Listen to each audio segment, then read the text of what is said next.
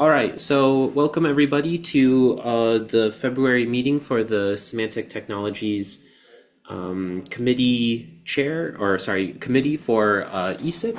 It's really great to see those of you who could make it, and hello to everybody who is watching this asynchronously on the recording.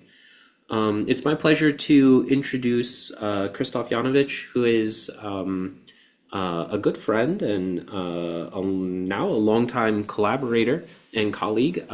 He's here to give us a talk on musing about Neuro symbolic systems in 2026, bringing together a lot of experience across geospatial knowledge graphs and various other applications of neural systems into this interesting knowledge representation space. Briefly, Krzysztof has been involved with a number of projects, and I think most interesting for us is perhaps Nowhere Graph, where I had the opportunity to work with Jano. And the Nowhere Graph is a very large, probably the largest publicly available geospatial knowledge graph in the world, sitting around 30 billion triples, generally pertaining to geospatial and regional identifier phenomena in the States and more broadly globally. And I think that's a reasonable take on that. Jano's at the University of Vienna and is the editor-in-chief for at least a little bit longer at the Semantic Web Journal. So I'll go ahead and let you finish up your introduction there, Jano. Thank you very much for giving your talk today, and I'm very excited to hear what you have to say. Well, thank you so much for having me. I hope you guys can see my slides well, and I hope the audio works well.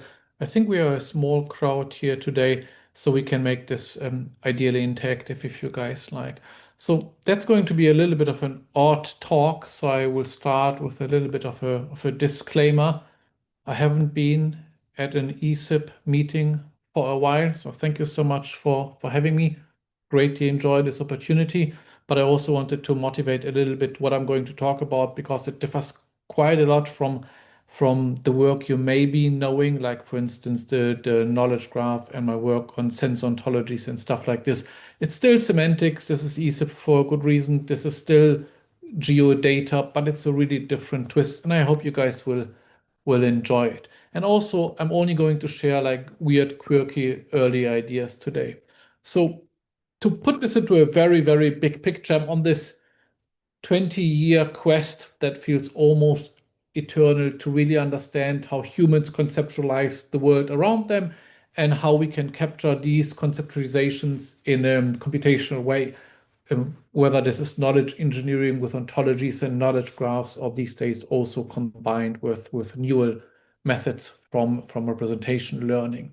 And I'm interested in not only how humans conceptualize the world around them, but also in how AI's view of the world shapes this human conceptualization and how these systems, whether the symbolic systems or the neural systems, deal with the fact that human knowledge about the world is contradictory, contested, emergent, local, and so on. So, from a really even higher perspective, I'm asking the question, how can we know or can we know what AI systems, future or present, do know about geographic space, right? And this journey has taken me through various fields like the semantic web and knowledge graphs, more recently spatial representation learning, so machine learning, cognitive and behavioral geography, and also more recently work on conflict studies, war crimes, and stuff like this. So let's dive right into it with a motivating example. By the way, because this is an online talk and it's always hard for me to speak without seeing the audience, I think I have a little bit more slides that I'm going to show. So if I jump through them a little bit too quick, then we can return to them if you have any questions.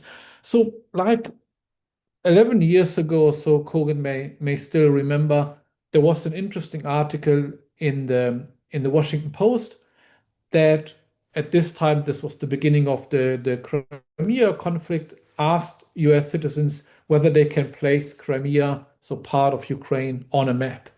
And Well, people did reasonably well, as you can see in the distribution of those dots. Some placed them correctly, some placed them in like Australia or even the United States or Greenland or whatnot. Who would blame them? But what is the really interesting story behind this, and what the researchers running the study showed, is that the further people thought Crimea, so Ukraine, is away from the United States, the more likely they would support military interventions. So you can see that the way how we think about geographic space really shapes how we want to act on geographic space, right? So this is not my kind of research, but I really got interested in this idea: how far is Ukraine from Russia away, not only from the standpoint of humans, but from the standpoint of machines. So this was 2014. And since then, every single year, I have asked all the state of the art systems what they think how far Ukraine and Russia are really away. So this took me on this 11-year or now 12-year journey. And initially, of course, these were like expert systems, query answering systems, early machine learning interfaces, but mostly like the kind of Google interfaces that you see on the left hand side. So, for instance, if you, and this is still true today, ask Bing or Google and so on about the distance between Russia and Ukraine, you're most likely going to see something like this, saying that they're 4,600 something kilometers away. Makes you wonder how they're at war, but it is what it is, right? And then basically 11 years, almost nothing happened. And then the various versions of GPT came out, and we asked them as well. And they said, well, here's an answer of GPT 3.5, roughly 2-ish years ago.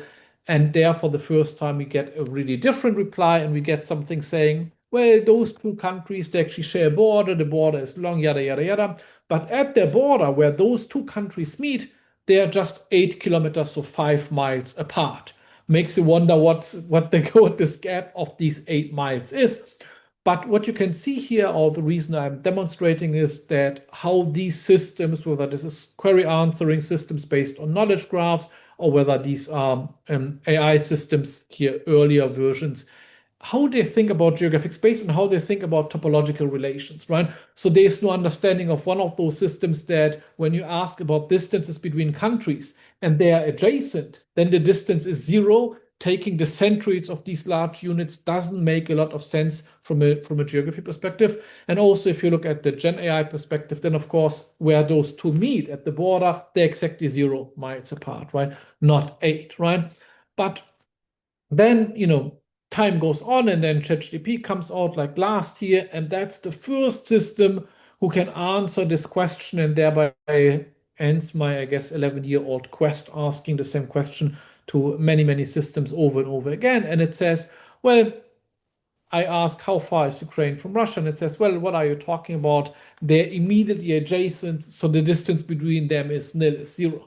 Well, congratulations, right? Interestingly, DeepSeek and other state-of-the-art systems still can't deal with this question, but ChatGPT 5 can do this consistently. So maybe I thought all is good and all is solved, but I didn't want to give up, so I told the system, well, draw this for me, please. And it did. And that's kind of the interesting drawing. Even forget about the size of Russia and the size of Ukraine. But what is interesting about this drawing is the border, right? So these two do not really share, so to speak, a common border. The border is this dashed line in between. So what this means for me is that these systems can produce the correct outputs, but without actually understanding what does it mean for two countries to be adjacent. And this is just one example. We tested topological relations. I will talk about this for many, many different examples. And even today's systems really struggle. So ChatGPT 5 can understand what it means, or it can understand what to spit out as the right token asked for the distance, but it doesn't really understand what distance or adjacency or countries sharing borders really entails, right? So we started to look deeper into this, and how would this be represented in all sorts of latent AI systems. And one of the things that really hit me there was that the more these systems are advancing, whether these are the Geminis or the ChatGPTs or whatever their names are. The latent understanding of what things mean, of what geographic categories mean, I will come to this in a couple of minutes, or what these borders mean, or what topological relations like adjacency or one being inside the other and so on, what this really means lags substantially behind compared to the ways these systems answer these questions these days. Because in most cases, when you ask a question about how are Russia and Ukraine related, or how do these two polygons match to each other, most of these systems will do what you see there on the right. Namely, they will just start scripting and they will run a nice here shapely Python query. They will load in the polygons. Here you see the polygons or parts of the polygons representing Ukraine and Russia. They will compute the topological relation and they will give you the topological relation back, which then, of course, in most cases is actually the correct relation. But what this means for me as a researcher interested in knowledge representation means that these systems are not becoming more intelligent, so to speak, from a latent perspective. What is really happening is that those systems become smarter in understanding when to reach out to a symbolic system, right? Because the calculus here, RCC8 or Egenhofer relations, that's a calculus, right? So these systems are getting better and better, not necessarily in their latent representation of human discourse, of human conceptualizations, of geographic space, of reasoning. They are just getting better in understanding when to offset the task to numerical computation, a calculus, or another logical axiomatization.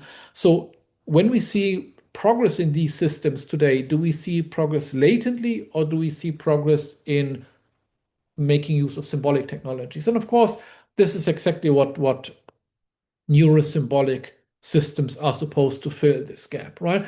So we tested this. I don't want to go into too much details. I have too much slides.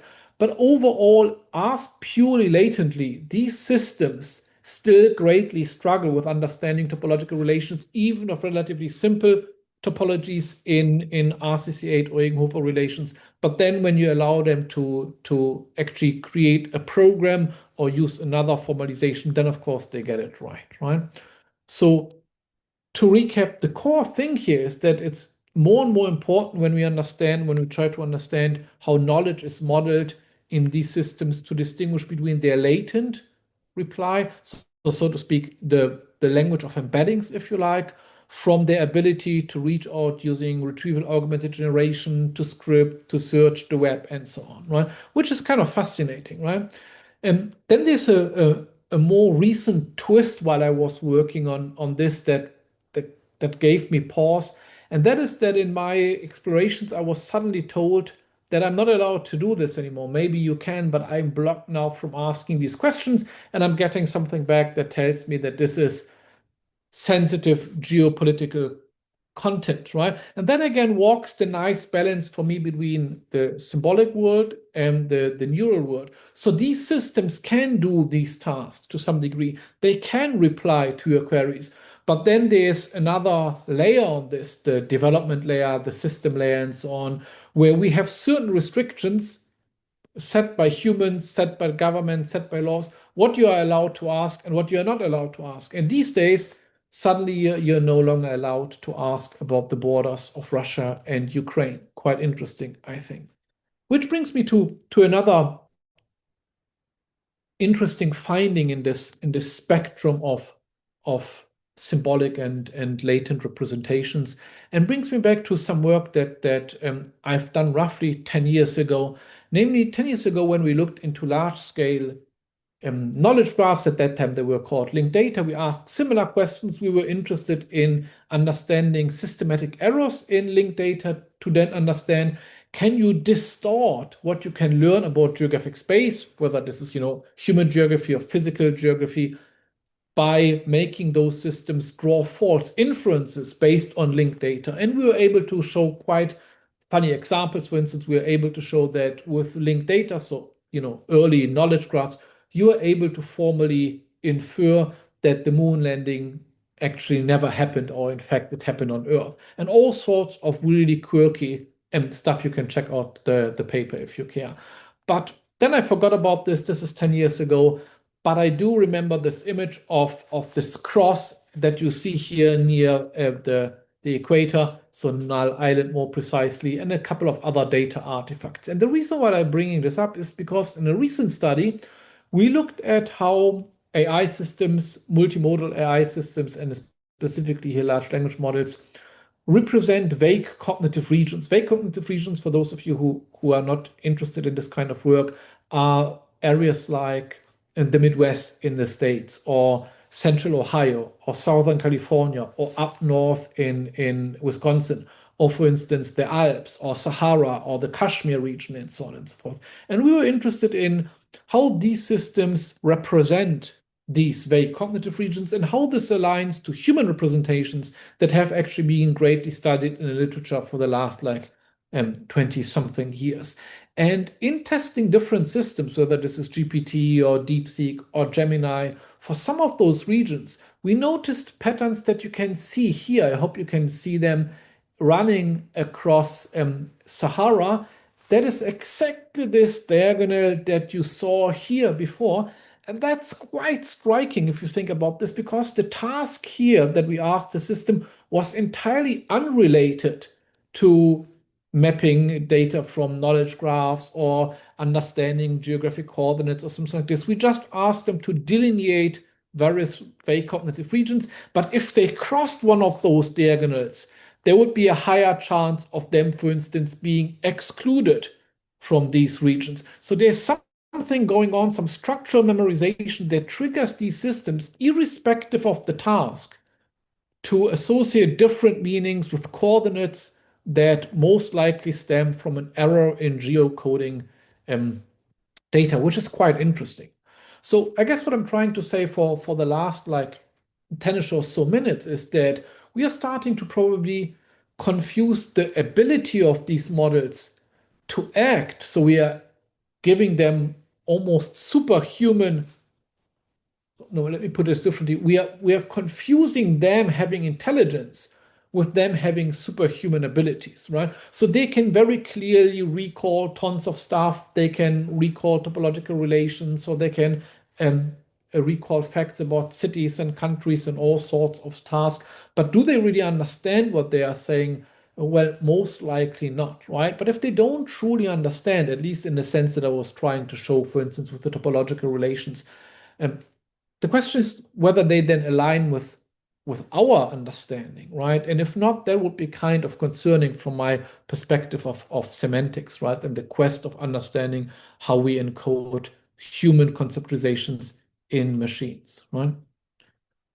Whether they understand by everyone zero, I'm not sure what the comment means, but oh yeah, the middle is of course null island, so 0, 0. Sorry if I didn't make this clear. Thank you so much for pointing this out in the chat.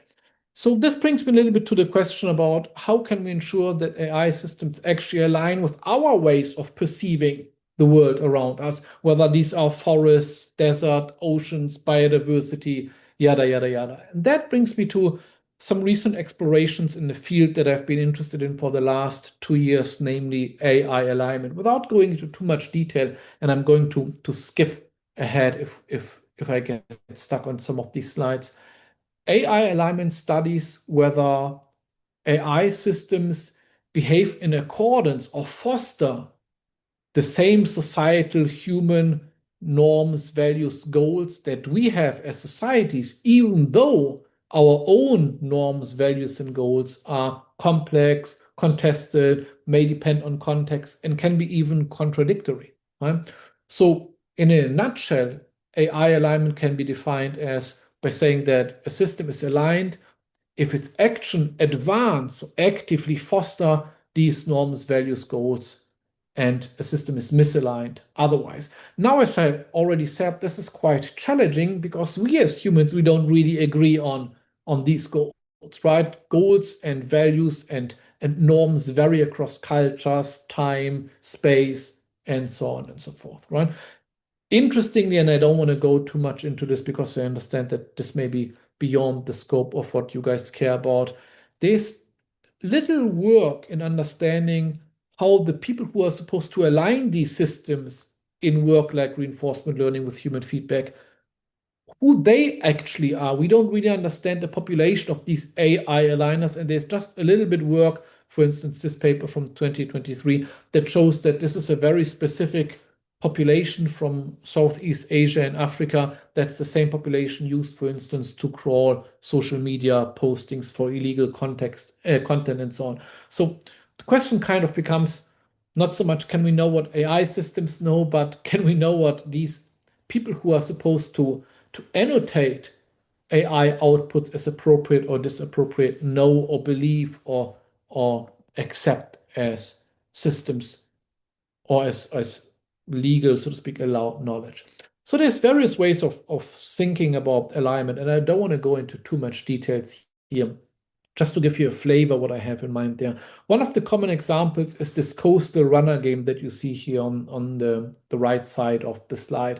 The coastal runner is a very simple game. You have like a boat, a vessel, or in fact multiple of them. Like you see a white one there, and there's a red one, and they go in circles. It's like not a car race, but a speedboat race. And of course, the goal is to get across the finish line first, right? But in trying to develop reinforcement learning based agents to compete and win this in this game, researchers at OpenAI noticed that what the system really learned to beat the game, so to speak, wasn't going across the racetrack and winning the race, but it's stuck in this very position that I marked on the screenshot here. And instead of contributing to the race, it just constantly smashed into those boats and enabled the green tiny blobs there, which are speed ups and give extra points. So actually what the system did is it didn't participate in the race, and this is where the misalignment comes into place. It didn't farm, so to speak. So it didn't farm points by racing, it farmed points by constantly crushing into one part of the maze of the game field to try to mine these points, right? So long story short, the problem is that in trying to set up reward functions for those reinforcement learning agents, it's really hard to understand whether the rewards we set actually really corresponds to the rewards we want. And even if we get this right, then of course systems can also learn proxy rewards. So for instance, a very common example in this realm are maze games, for instance, where you have a maze and the agent learns to exit the maze, and after having done so, and you believe that the agent mastered the game, you deploy it in another situation and you just change for instance, the color of the exit flag, and then you suddenly see that the agent never learned to exit the maze. It learned to run to the red pixel, that is the exit sign, and if red appears somewhere else on the playing field, the entire system collapses, right? So without going into too much detail, maybe I skipped this one in the interest of time. I had this here because I thought Pascal may enjoy it because it's about chess games. But going to the next slide, what caught my eye was that in this work on AI alignment and inner alignment and outer alignment and so on, most of the work present today and also deployed in the systems that we are all used to use now today, they assume that there's just one set of goals, values, norms, and so on, which of course I hope you and I agree is not the case. And there is only now a literature forming roughly since 2022, 2023. Here's one example of a phenomenal paper from 2024 of pluralistic approaches of alignment. So alignment where the goal of alignment is not a single goal, but we allow for multiple social goals, multiple norms, and so on. And this goes back, because this is ESIP after all, to a lot of work that the semantics community and the knowledge graph and ontology engineering community did around 2010 to 2000, I want to say 16. Here, one example of Werner Kuhn and his statement that one of the key insights or key gains from a knowledge graph perspective was that in large scale knowledge representation, so knowledge graphs, for instance, you're not interested in modeling truth, you're interested in modeling statements, right? And the way the semantic web and linked data or knowledge graphs are set up today is you can, in fact, have contradictory statements. You can even have contradictory statements across different graphs and within the same graphs, and still be able, for instance, to retrieve data and so on and so forth, right? So in the realm of alignment, there's three proposals how to deal with these kind of pluralistic alignments where there is no common set of truth, so to speak, at least according to this Sørensen et al. Paper. The three that they propose is overtone pluralism, where you give all potential reasonable answers back to the user, so to speak, steerable pluralism, and then, and this is the most interesting from my perspective, the distributional pluralism, where you actually say that the distribution of answers that the system should generate should be in accordance to the distribution of some sort of reference population. And of course, the question is, where the heck would you get that reference population from, right? But what hit me as a geo-oriented or GI science or geoinformatics person was that none of this was really spatial temporal yet. So it didn't recognize that these variations in alignment, these variations in what is a correct answer, depend, of course, on space and time, right? Whether this is the Gulf of Mexico or of America or whatnot, right? So we try to take it there and think about alignment from a geographic perspective. So we came up with this interesting idea here that we can measure the geo-alignment of a system. So we can say that an AI system is geo-aligned if all queries Q of the set of queries and the geographic context G of all the geographic context align to a reference distribution, right? So long story short, you have a set of queries, you have a set of system outputs, you have your geographic context, which may be like a space-time tuple, and then you have a distribution of the population outcomes, so what would be appropriate in this region as outcomes, and then you have the system's reply, what would be an appropriate output according to the system. Right? So let's put this briefly to the test. So we took this example of pseudoephedrine, which is a decontestant, and it is an interesting example to test whether you can do some such sort of geo-alignment, because the history of this over-the-counter drug, or at least it's an over-the-counter drug in some jurisdictions, has constantly changed across space and time. So over its past history, it has been an over-the-counter drug in some countries, prescription only drug in other countries. It has been illegal. It has been classified as a performance-enhancing substance, which is to say it would classify as doping and so on, right? So for instance, you don't need an ID to get it in the UK, for instance, but you need an ID to get it, for instance, in the US. In the US, it's even more complicated because it varies by US state, right? And it's not that this is unknown, so to speak, right? We have plenty of information exactly in Wikipedia and Wikidata about this and other drugs and about which jurisdiction has which restrictions. But interestingly, if you then try to use an AI agent to get proper replies, and we did so with a couple of these agents, most of them actually only give you the US view or give you a few selected views. And for instance, none of these systems was really able to identify the sport aspect of it. So none of these systems replied to us in our examples. Well, you can get pseudoephedrine over the counter, but keep in mind, if you're interested in competitive sports, now that you know we have also the Olympics, then keep in mind you can't use this, right? So you may be thinking, well, but that's just overtone pluralism as I introduced on the slides before. Well, but not really, because keep in mind, then you would be forced to give out all the reasonable answers. And this would mean you're giving the user not an answer like you can buy this here, or you can buy this here, or be careful because you're not allowed to travel with it. For instance, travel into, I don't know, the United States after you got it from the UK or whatnot. But you would give the user like 5 or 10 pages of legal code back. We already have a technology that bombards people with tons of content for them to read, and that's the World Wide Web, right? This is not as agents are supposed to work. So if you would then apply our little geo-alignment idea and you would use KL divergence as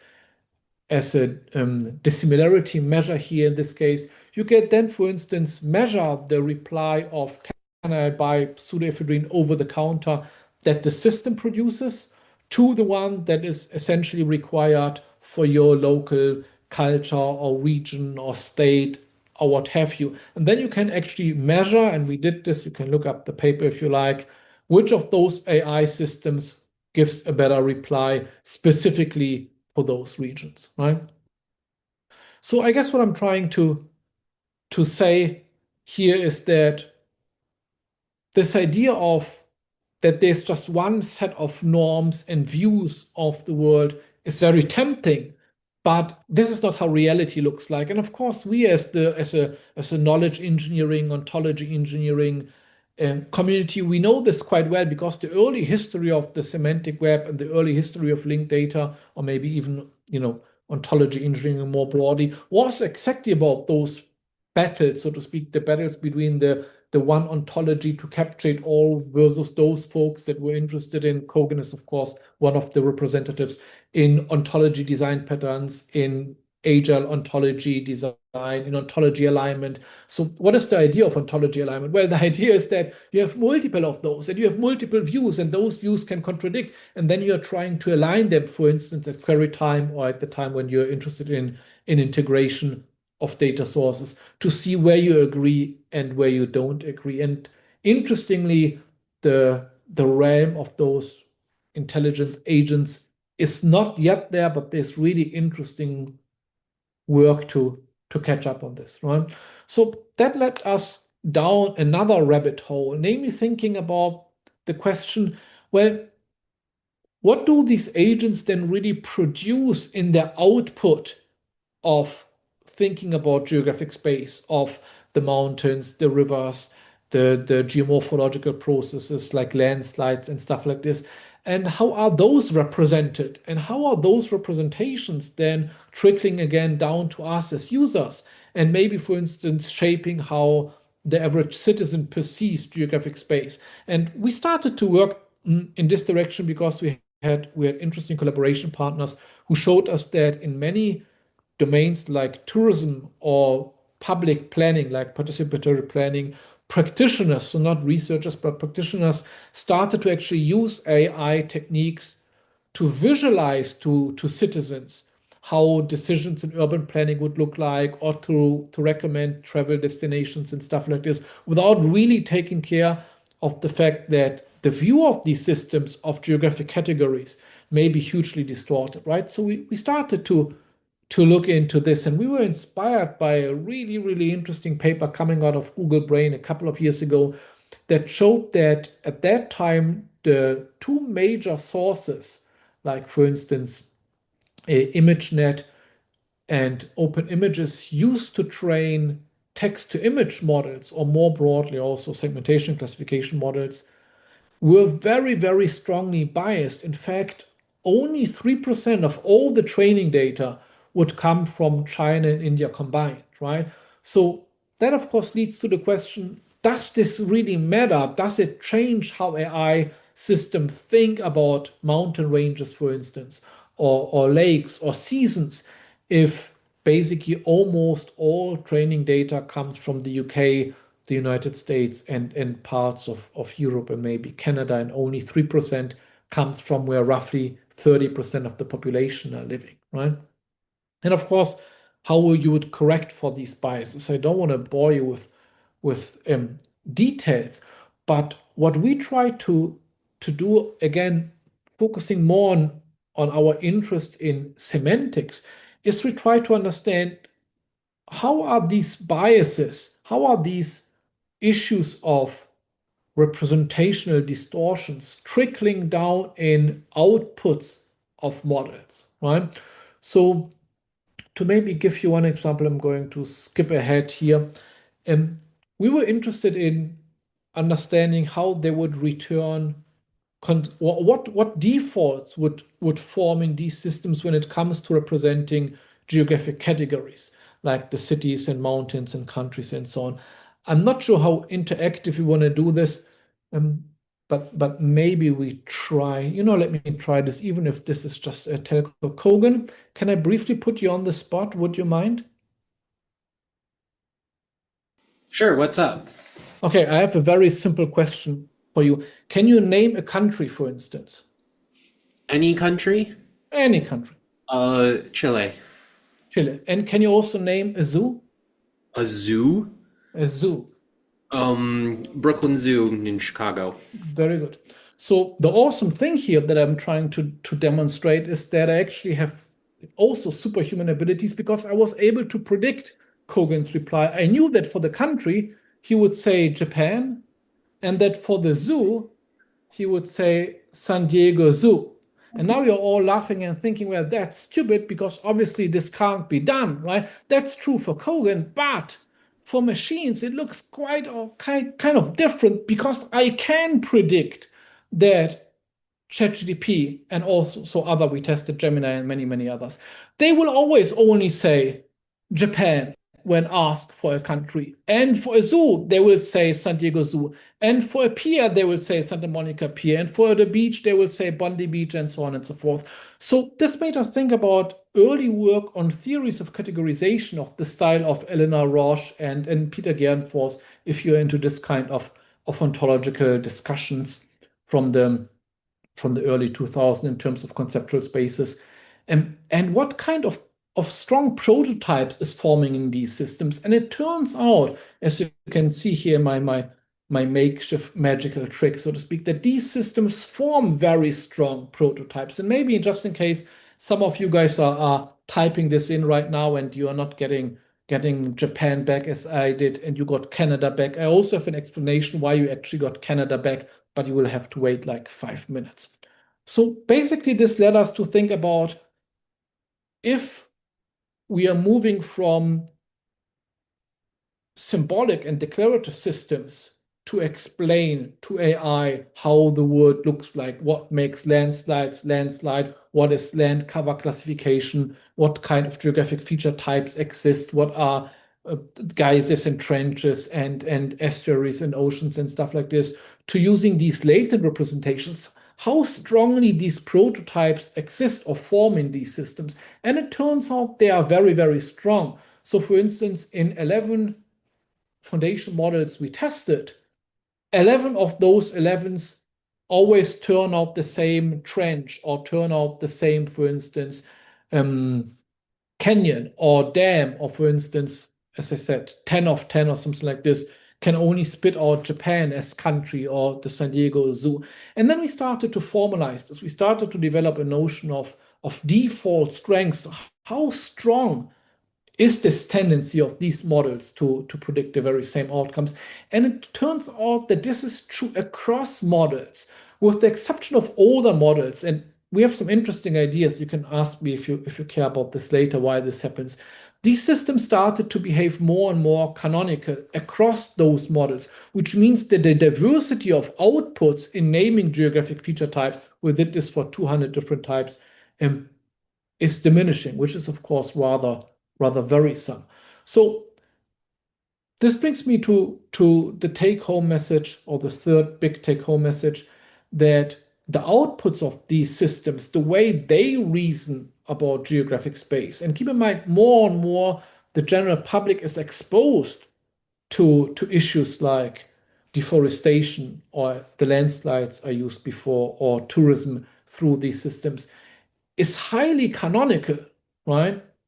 So their views of reality is highly distorted. And that brings me to the last interesting question. Well, a lot of work that tries to account for this, or at least the work that I'm reading, says, well, but we have something like retrieval augmented generation, so RAG systems that we can use to reach out to, for instance, knowledge graphs or other vector databases to get them the correct facts, so to speak, to the user, so that we can present, for instance, a broader set of replies, or we can make sure that the kind of answers you are getting is more customized, for instance, to the kind of user asking, the region, the culture from which these queries are asked from.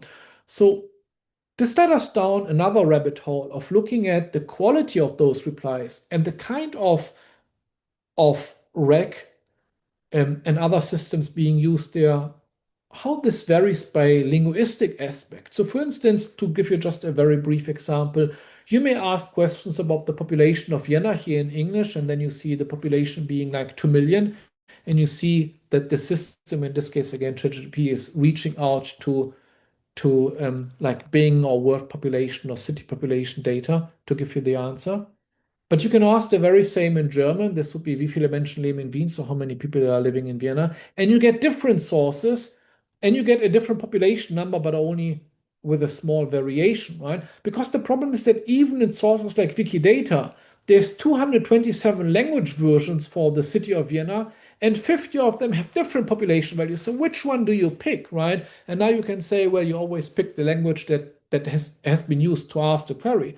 But then if you do this in other languages, like here in Somali, you're getting a very different reply because then you're not getting the benefit of web reach out or web searches or RAG in these systems. And you get a very different kind of reply that is more like a touristy reply and also with a quite different population number, namely 1.9 million, right?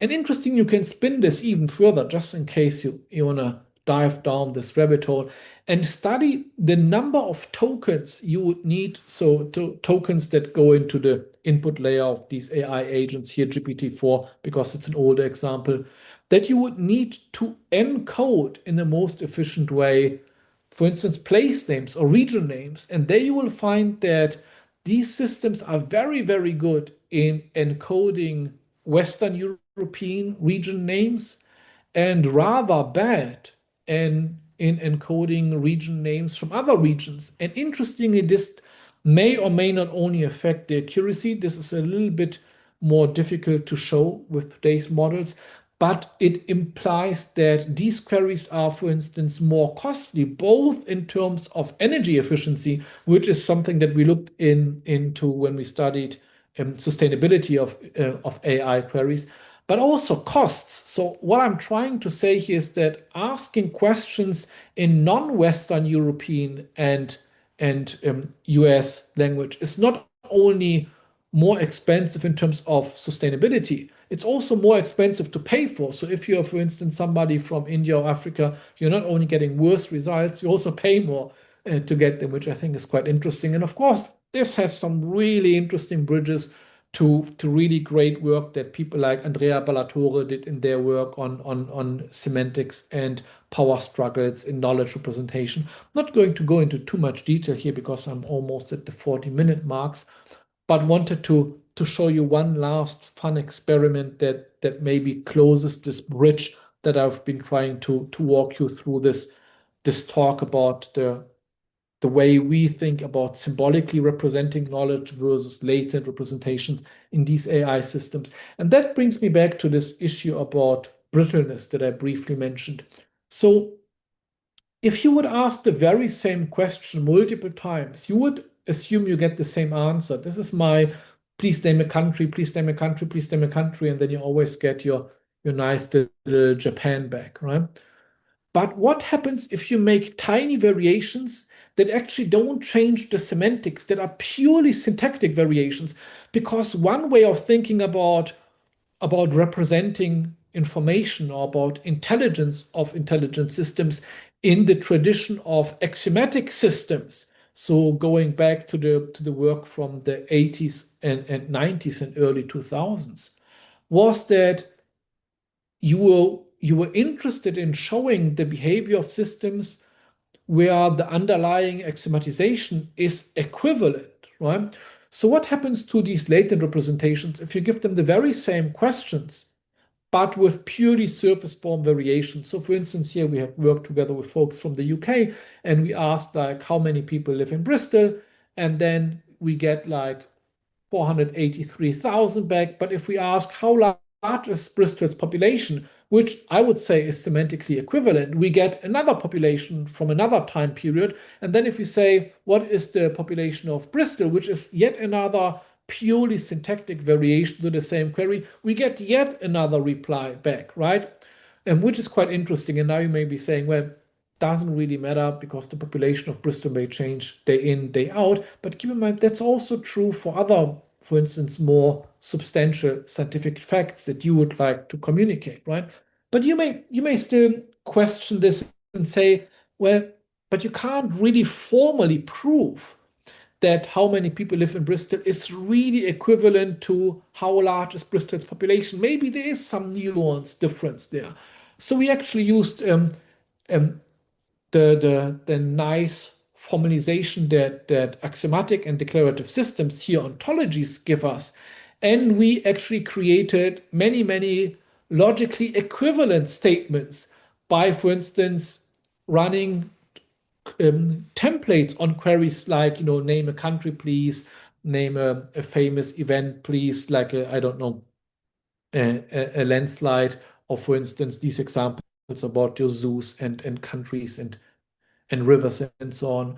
And instead of just asking the basic template, we asked, name a thing that is not a country, or we ask, name a thing that is a country or a country. So we ask different questions where we can formally prove, using logical entailment, that they are all exactly equivalent. And then we also did the very same with SQL schema to get a different angle. And the results are actually quite stunning. So even if you can mathematically, in this case logically, show that you are asking the same question purely based on surface form, you're getting very different answers. Here again, you have 4 different out of 10 different query templates. So 10 different logically equivalent ways of asking the same query.